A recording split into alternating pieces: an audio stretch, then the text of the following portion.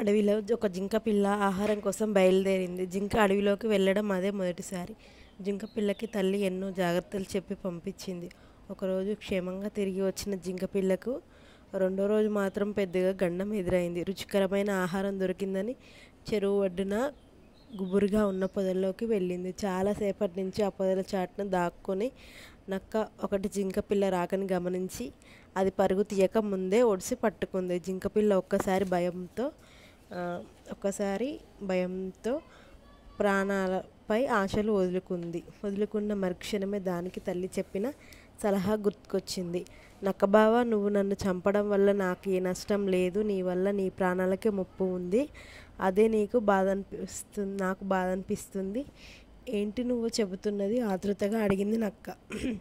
నా కాలికి ఒక విషపూరిత ముళ్ళు గుచ్చుకుంది. ఆ ముళ్ళు తీయకుండా నువ్వు నన్ను తింటే నీ ప్రాణాలకే ముప్పు కదా అని చెప్పింది. జింకపిల్ల, నువ్వు చెప్పేది నిజమేనా అని అడిగింది. నిజమే నక్కబావ, అలా పొదల్లోకి బయటికి రా, ఇక్కడ కనపడదు కదా, బయటకు వచ్చి చూడు అని చెప్పింది. అప్పుడు ఇద్దరు బయటికి వచ్చారు. జింక కాలి ఎత్తి అలాగే ముఖం మీద తన్నేసరికి నక్క చెరువులో పడిపోయింది. ఆ దెబ్బకి జింక పారిపోయింది.